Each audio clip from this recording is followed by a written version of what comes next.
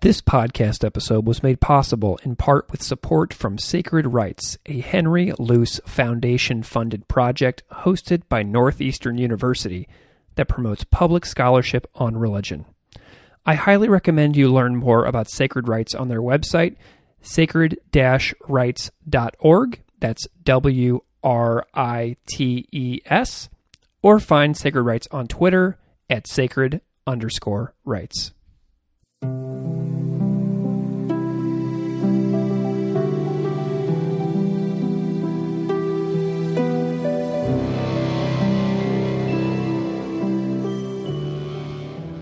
Welcome to Classical Ideas. This is Greg Soden. The ways science and religion speak to each other is a constant source of back and forth tension among public thinkers. Are they compatible or incompatible? How is religiosity being tracked within psychology and neuroscience research? What sorts of experiments are being done in the sciences to track religiosity? The list goes on. A scholar of religious studies who tracks these questions is Dr. Andrew Ali Aghapour. Dr. Aghapour is a scholar and storyteller of religion whose interests converge where science, religion, and brain research meet. He is also a consulting scholar at the National Museum of American History, a producer for the Ministry of Ideas podcast out of Harvard Divinity, and the writer and performer of the one-man show Zara.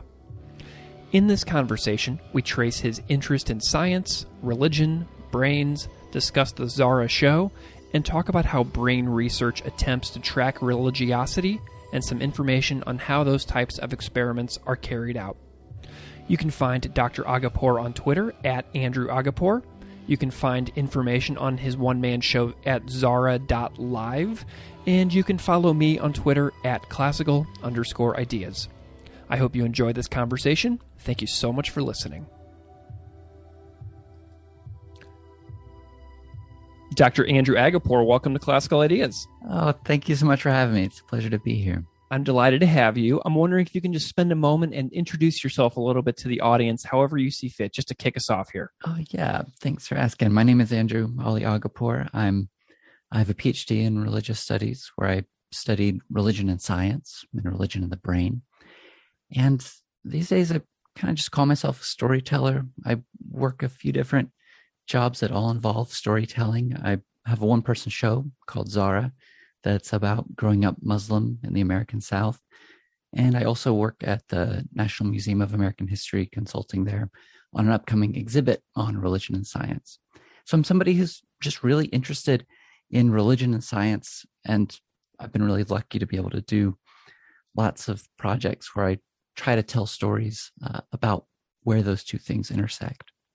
Nice. Okay, cool. So I want to frame a little bit of your interests with some of your path that you have traveled. You know, I want to know about how you came to care about these areas of expertise that you have, and sort of the path that you traveled to getting to where you are now.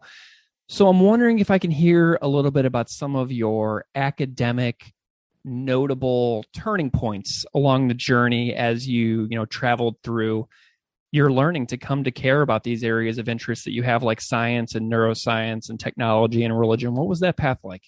Yeah, thanks for asking. It's so funny when you look back at one's intellectual path to see how much of it is rooted in your childhood. When I was in college, I had these interests that it took me a decade to understand why I was so interested in them. When I was in college, I was interested in political philosophy. I was really into John Rawls, this theory of justice that tried to figure out how we would have an equitable, diverse society that had fairness for everyone. And I was obsessed with religious studies, learning about different religions, how they interact. And I was really interested in science. Looking back at where those interests came from, I think so much of it had to do with my upbringing being a child of immigrants. I was raised in Charleston, South Carolina. I had a British Christian mother and a Muslim Iranian father. And I grew up kind of in the American melting pot, going to mosque and church and public school. I think that a lot of my interests in retrospect, when I started my intellectual journey had to do with making sense of how worlds intersect.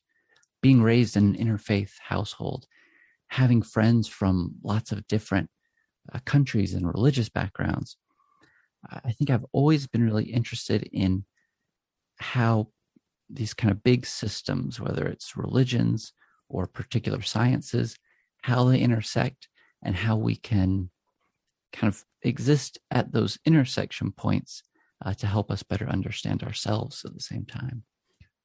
Excellent. Well, okay. So as you're traveling through, where's your interest in science and technology? Does that go far back in your life? I think that when I first got into it, it was that, I was raised kind of believing in both Christianity and Islam, raised practicing it too. And it was like a jumble in my head, and science seemed like this third thing. Like, all right, let's see what science has to say. Maybe that can give me some answers. And from there, I kind of realized that there's lots of different questions that can be answered by both science and religion. But that was what got me into it. And then I just fell in love with studying the brain. The brain is so interesting. Oh, yeah. It's just endless the amount of cool stuff you can learn about this mass of like 4 pounds of flesh that happens to create consciousness and do all the really fun things that we experience every day. Interesting. What was your graduate studies like after you got out of like your undergraduate years? What was that decision-making process like to pursue these things further? Yeah, I in college, I had no idea what I wanted to do. I wasn't set on being a professor. My parents have an amazing restaurant in downtown Charleston, South Carolina, and I was debating whether to, keep working there and one day inherit the business.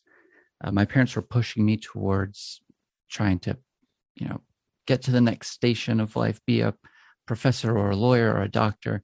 I think they're still disappointed that the doctor I became is not the one that can actually help people. But the decision kind of came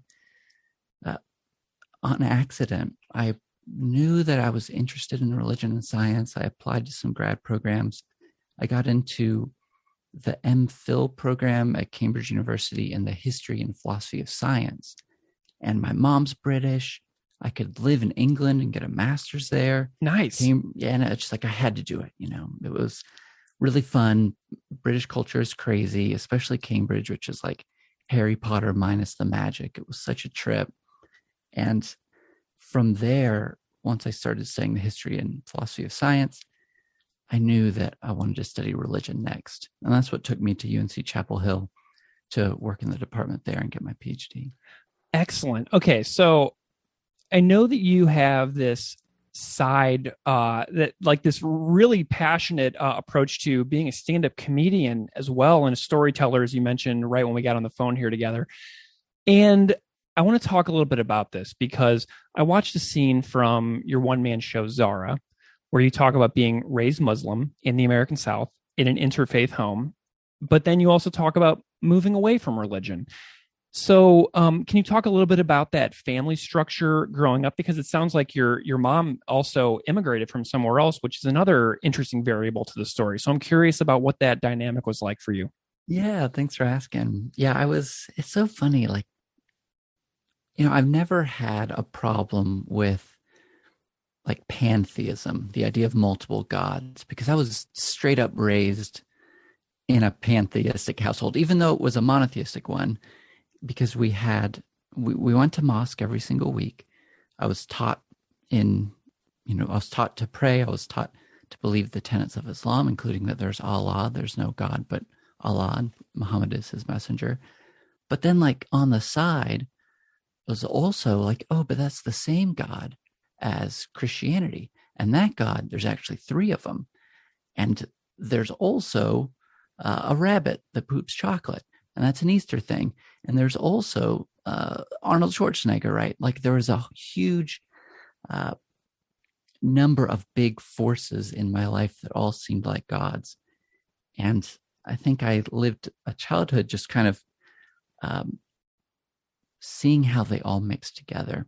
I'm really proud to be a child of immigrants. My mom came to the United States from England when she was 8 years old. She was on a actual boat that crossed the Atlantic, and she can remember seeing the Statue of Liberty from the top of the boat, which is crazy to me that was still happening then, like in the 60s. I don't know why, but that just blows my mind to imagine her on a boat coming into Ellis Island. Yeah. My dad immigrated to the United States to escape the revolution in Iran, what's now called the Islamic Revolution. Yeah. He was in the city of Abadan, where a movie theater was famously and horribly burned to the ground with innocent people inside. With that happening, he tried to flee. He got hit by a car amongst the chaos and broke his back. He bought a cane and a plane ticket to the United States and withdrew all of his life savings and came to the United States with almost no English. He only knew words that he had learned from Happy Days. So I always imagine him like talking his way across the border, like, do you have your documents? Hey, thumbs up like Fonzie. Nice. But he figured it out. He made it in, and they met and fell in love in Charleston, South Carolina, and they opened a restaurant in an old cathedral, built an apartment at the top. So I was raised kind of by immigrants with two religions in a former cathedral above a restaurant.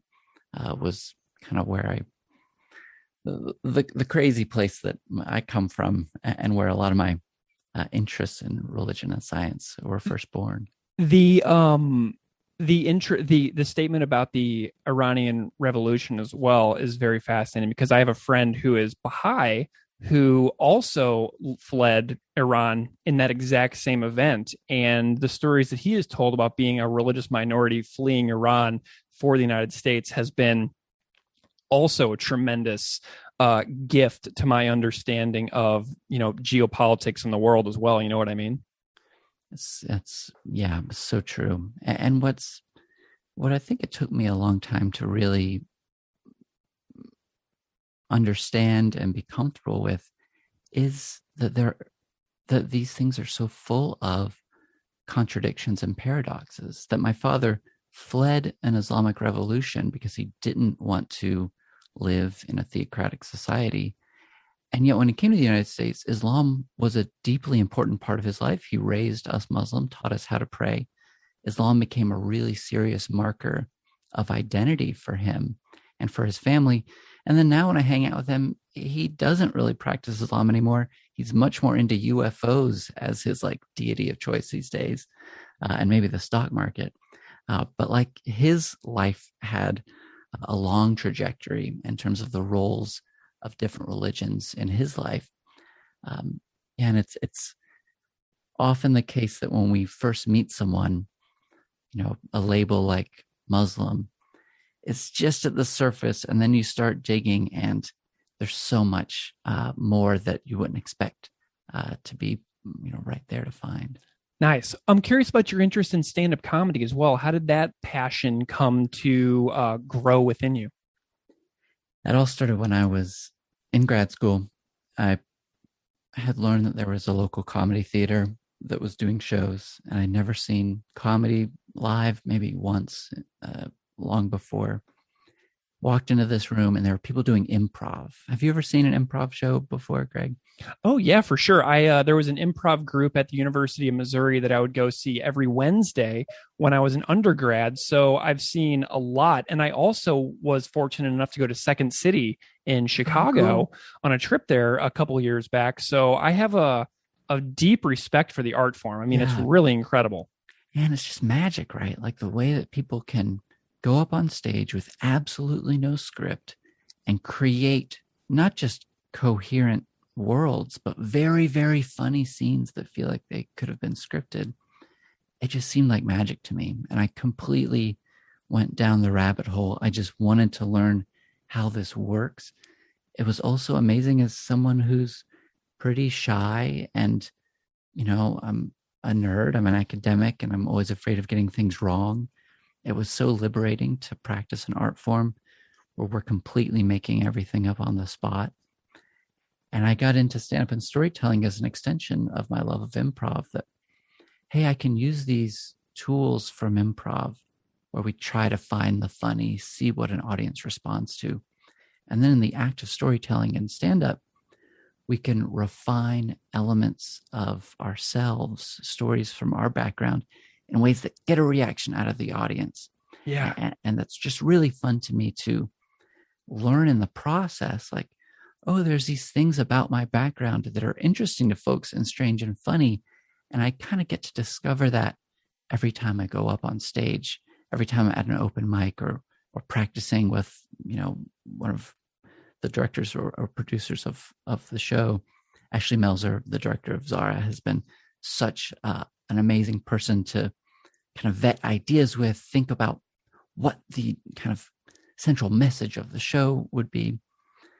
So stand-up and storytelling have been such a delightful discovery for me of a way to have dialogue with an audience. I'm curious about finding humor in your own unique upbringing as well as in religion. Can you tell me about finding humor within these areas that you tend to dissect? Yeah, some people would say it's tricky, right? Because we do want to be respectful. I would never tell jokes on stage that came from a place of being an outsider and making like critical observations or something. All of my humor is rooted in myself, and it's 99.9% self-deprecating. I think that with religion, we all, no matter what your background, whether you're from a particular religious tradition or even if you're raised atheist, all of us know what it's like to be raised with a worldview that then sometimes gets challenged, that sometimes creates really powerful experiences. And so a lot of my humor is an attempt to make sense of my own past, my own experiences of religion and science and how they've impacted me.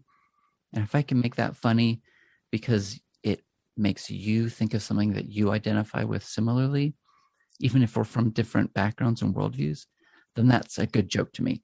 A joke where we're identifying with each other in the act of laughing. Have others who have grown up within interfaith lives like you come up to you after seeing some of your work and been like, hey, me too? Yes, it's so fun that like the first time that we premiered the one-person show Zara at a college at UNC Chapel Hill, there was a line. I was very just delighted and humbled and amazed at the line of undergrads who were there. Specifically, like, there's this long line, and I was like, oh, I wonder why they're all here. Maybe it was an assignment where they have to get me to like punch a card or something to get credit for this. But every single one of these students were there to tell me about how they had an interfaith upbringing. And sometimes it was that, that they too had a Muslim and a Christian as parents. Other times it was, maybe two variations of Protestantism or an atheist and a Jew who were their parents. And so every single kind of shade of difference and combination became something to start a conversation. And it was so cool that so many of these students were like, yes, I know what this is like to have a mixed faith background. And finally, I've got someone to talk to about it. It was really special. I love it. Well, and something else I noticed while I was watching your special is that your work, your spoken work, weaves the topics of science and religion together quite seamlessly throughout. And I'm wondering if this is a conscious decision you're making in the writing process, in the development process. What's the motivation there for going back and forth to mentioning science and then religion and then back to science and then back to religion throughout? Because it seems like you go back and forth so seamlessly throughout. Yeah. Well, thank you. Yeah, I think that what you might be referring to is a part of the show called Birth Story. It's a story of the birth of my daughter Zara, which was a hospital birth. It was,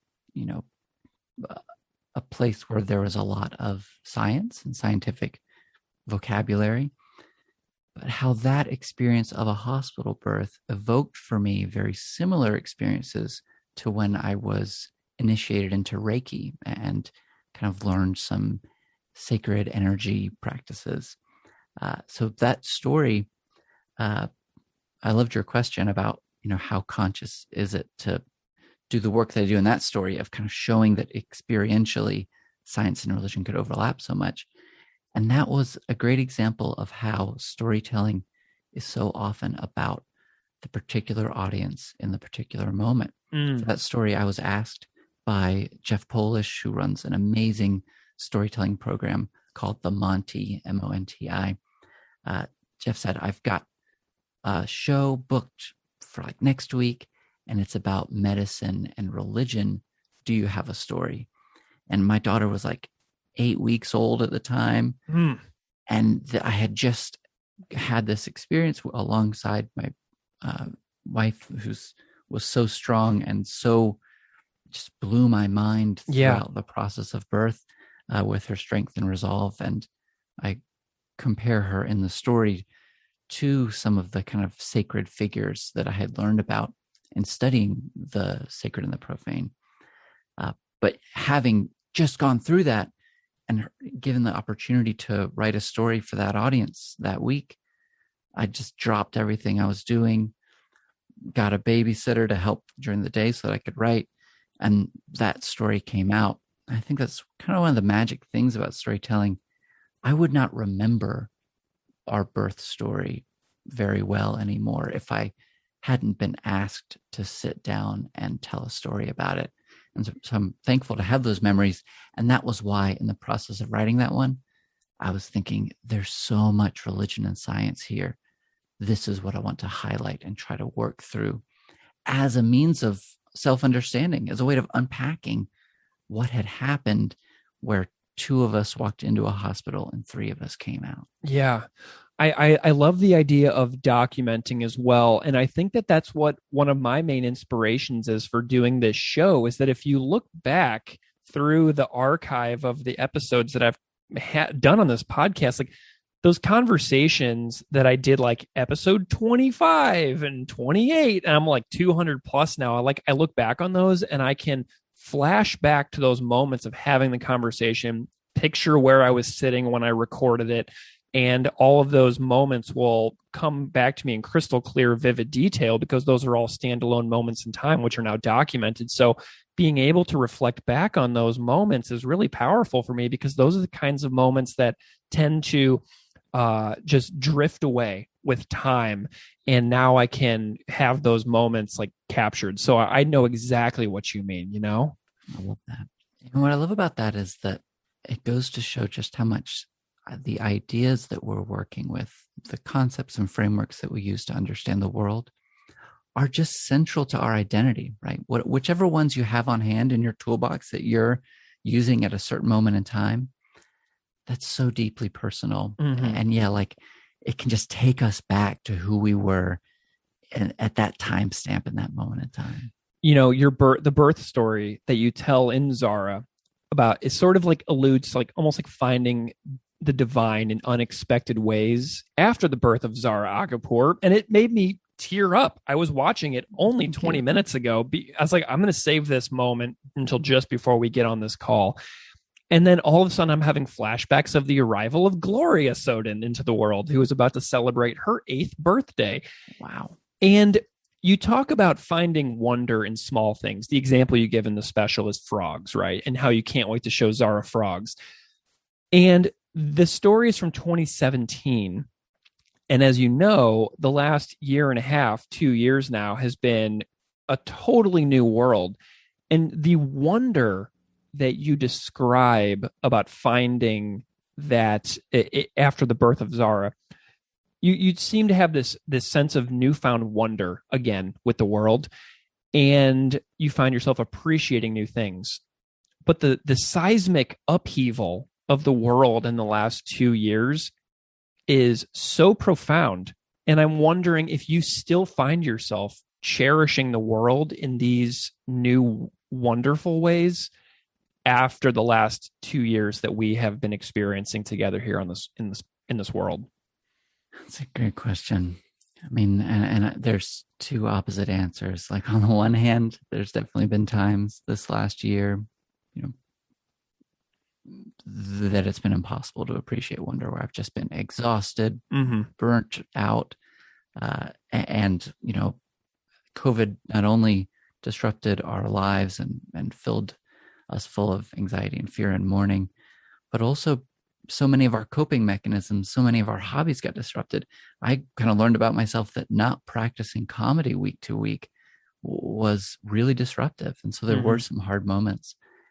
And yet, on the other hand, I feel like there have been even more of those almost out of body, awe-filled experiences at little things over the last year and a half than maybe, the 5 years before it, because there's so many things that we take for granted every day.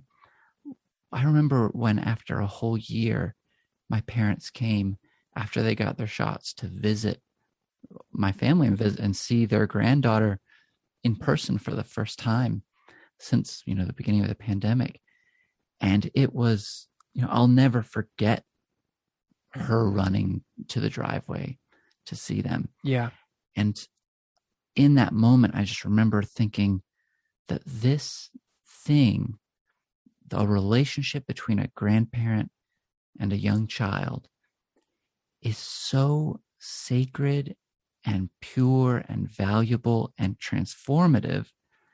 And look at how I was so used to it that, a year before that, if they'd come over, it would have been like, okay, let's get, the kebab meat ready for dinner, and, somebody watch Zara while I get the grill. All of a sudden I would be lost to the mundane things that I needed to focus on.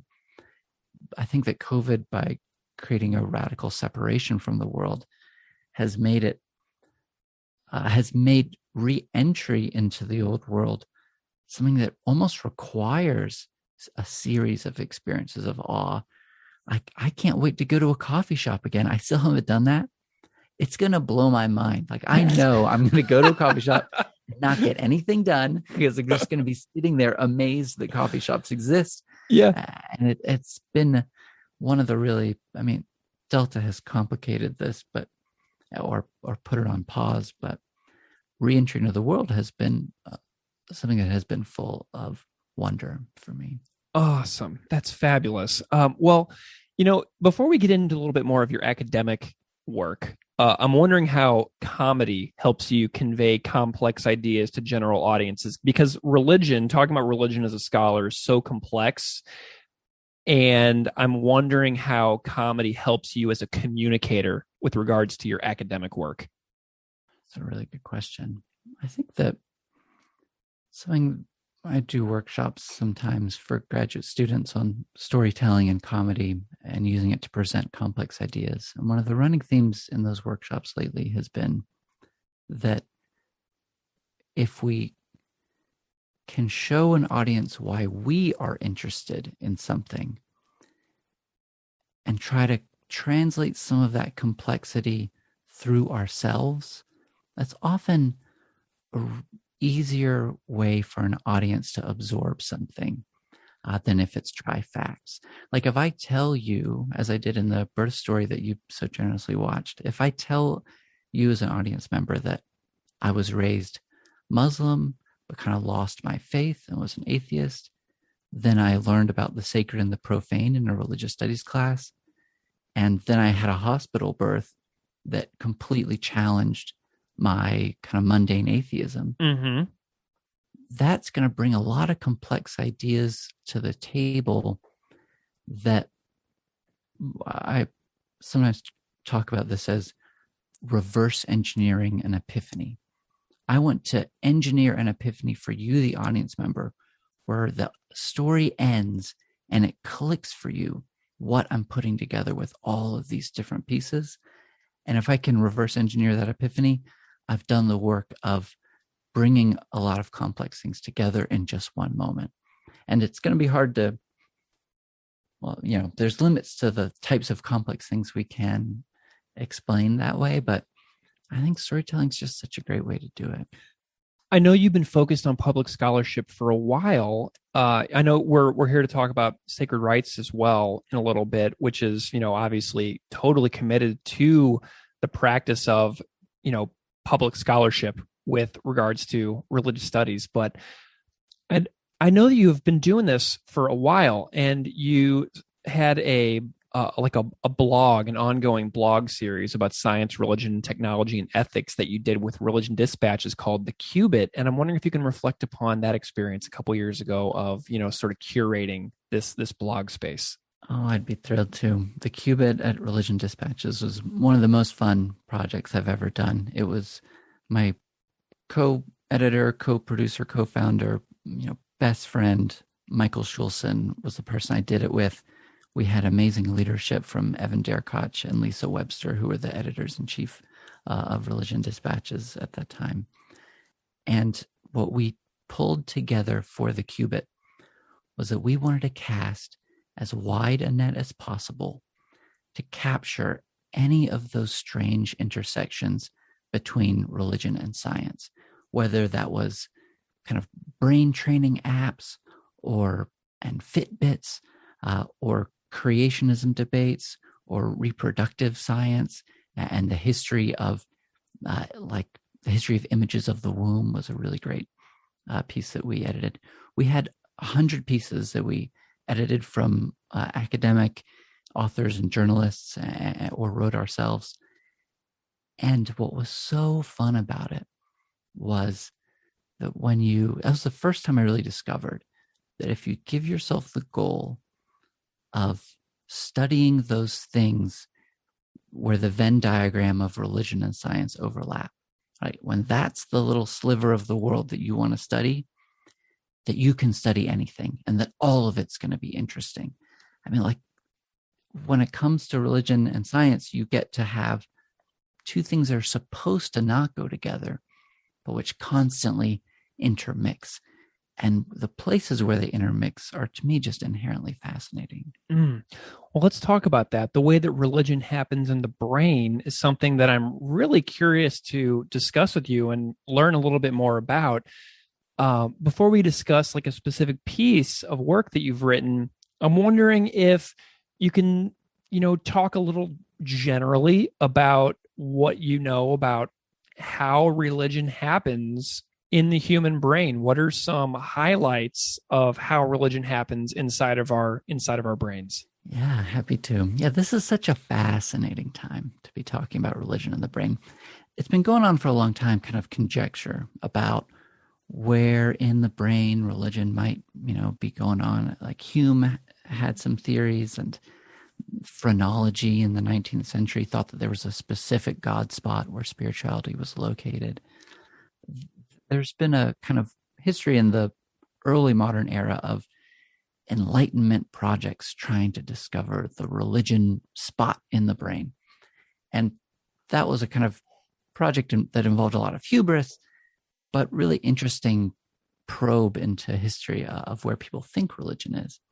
Now, since the 90s, there's been this thing called the cognitive revolution, and it's been these kind of big advances in cognitive science, evolutionary psychology, neuroimaging, lots of different ways to study the brain and start to map which parts are firing when we're doing certain activities, which parts are associated with certain states of mind. Now, there's good news and bad news. The good news is there's been these kind of breakthroughs and new techniques for studying the brain, and they're really amazing. And there's so much that we get to study. The bad news is we don't know anything. We're so early into studying religion in the brain that when you start to go looking for it, sometimes the discoveries about where religion is in the brain kind of say more about the scientists and where they're looking than about any particular God spot.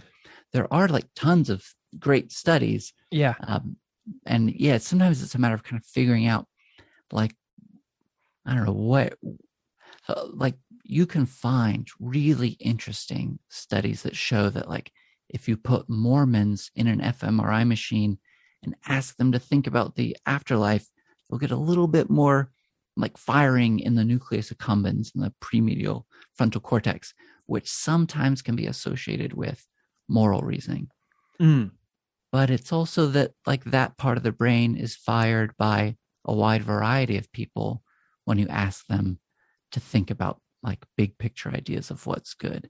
So is that an inherently religious part of the brain, or is it that different folks with different backgrounds use the same parts of the brain to process things like the big picture or what is right or wrong? And if that's the case, it might mean that we have a lot more in common than different.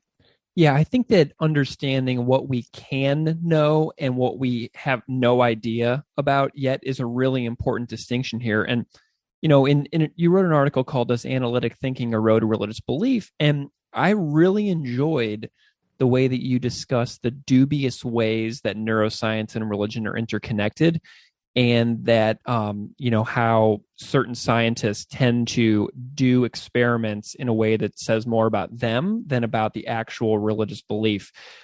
I'm wondering if you can generally describe like what some of these experiments might look like that might lead to a dubious connection that then a person like you has to go in and challenge.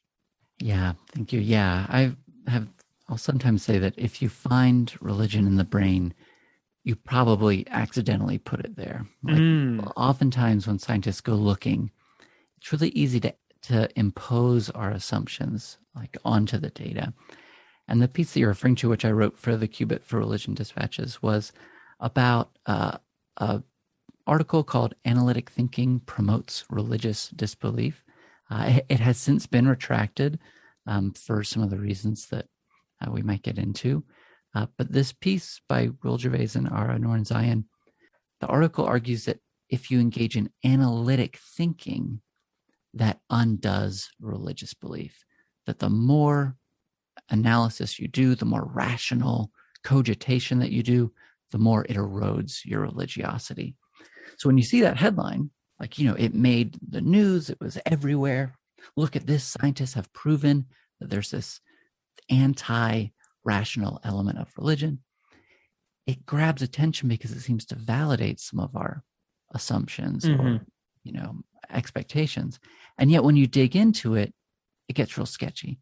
So what I describe in this article is how these experiments that purportedly proved this contrast between analytic thinking and religiosity, they did these different experiments. They were all versions of the same thing. One of them, they say, they get a bunch of Canadian undergrad students, like because they're all working at universities. So the survey population was some undergrads, and they said, "All right, we're going to show you some pictures." One group, the control group, was a bunch of random pictures of like from art history. Another group, they showed pictures that included like the thinker, that statue of Rodin's of the guy kind of sitting there and thinking. And then they asked those populations to do a survey about how religious they were. And the folks who were shown images associated with analytic thinking self-reported less religiosity. So one interpretation of that is that you have somehow induced analytic thinking and that has made them less religious. I think a much more accurate or more likely to be accurate interpretation of that is it isn't clear to me that that actually has induced analytic thinking. You have fed them images that they associate with analytic thinking and rationality, which of course it influences impressionable undergraduates to self-report less religiosity. Yeah. And they did this in other experiments too that all had the same flavor, where you can kind of push somebody to say they're less religious if you show them things that are associated with science. So there, we're not really necessarily discovering that analytic thinking erodes religious belief. What we seem to be isolating here in this laboratory experiment is the fact that people don't think that they go together, which is a very different thing. Well, and it seems to me that there would be a methodological challenge of having people self-identify their own level of religiosity coming into the experiment, because what is the difference between very and somewhat on an entry survey and things like that? You know what I mean? Like, it seems really dubious to have somebody self-identify. Totally. Yeah. And, my own experience as someone who has spent the last 10 years telling stories that try to mine into my own religious beliefs and history, that has really shown me that one quick answer, how religious are you on a scale of 1 to 7, is about as meaningless as it gets. It's pretty hard to collapse something like religion onto a 7-point scale. Yeah. I also get the impression that you personally aren't impressed by the attempt at neatly fitting something into categories such as non-religious and religious. Do I have that right? You seem to be really unimpressed with those categories.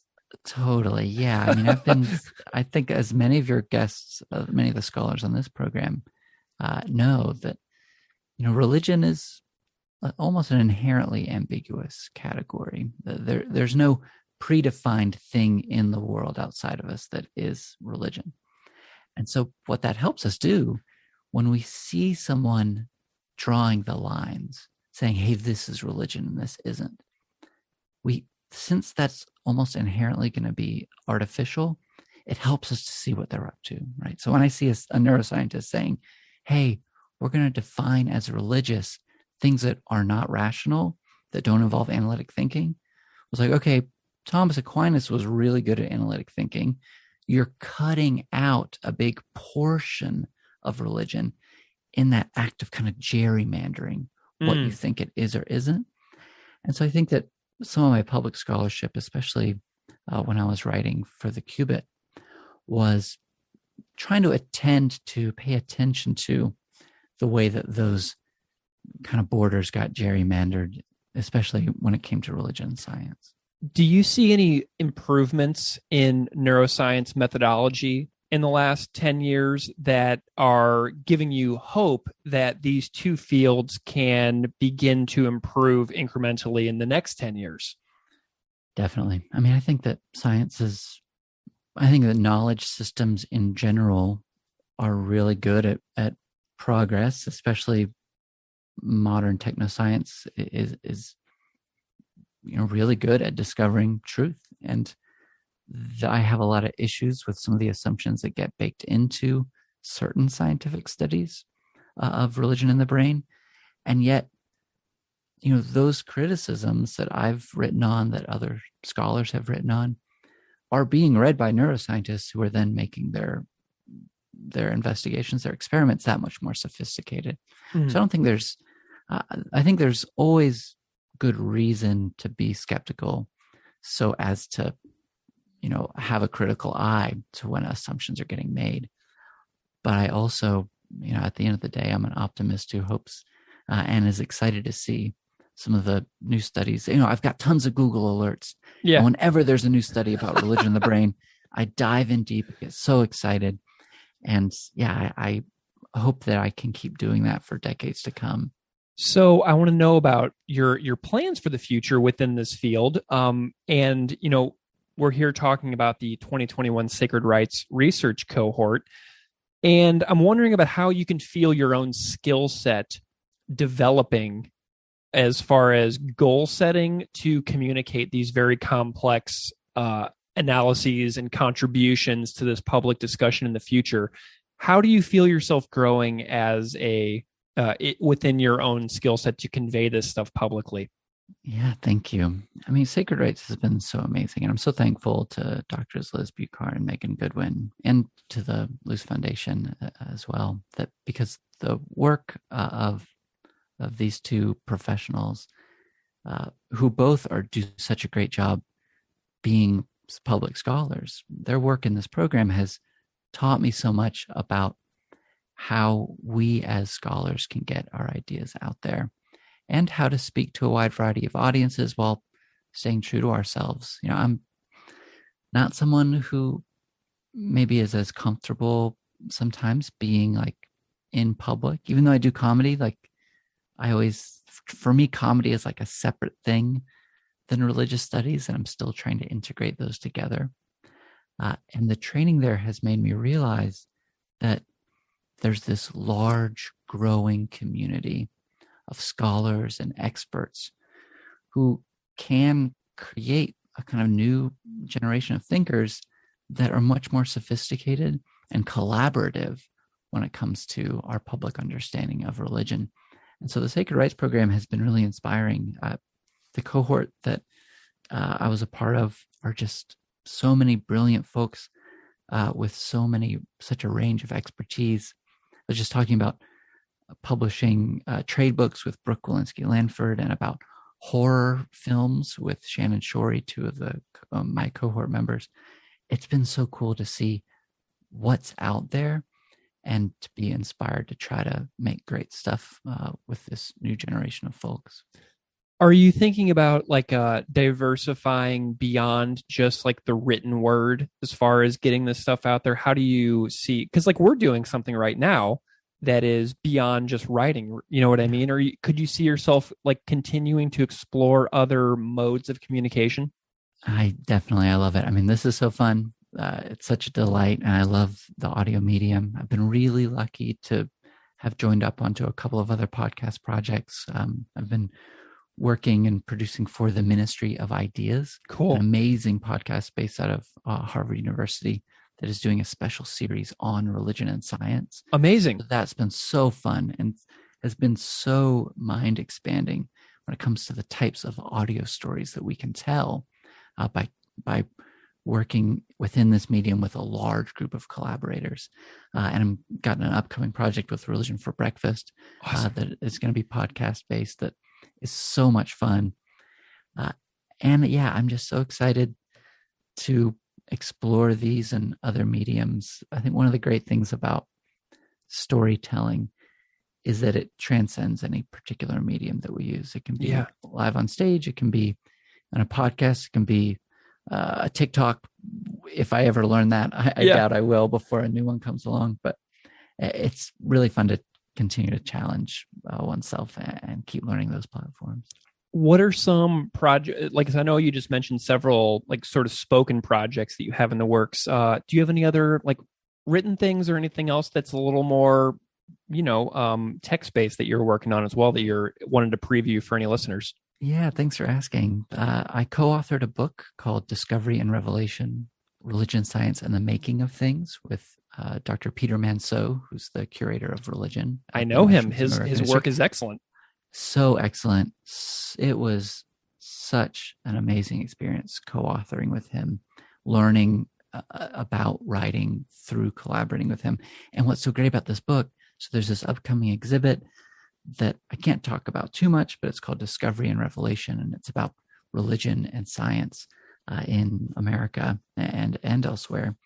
This exhibit has so many amazing objects, and the book that we co-authored kind of tells the story of about 30 of those objects. I cannot wait for this book to come out. It's going to be in the spring of next year, Discovery and Revelation. I can't wait for folks to read some of the stories that we were able to tell about the objects of this exhibit.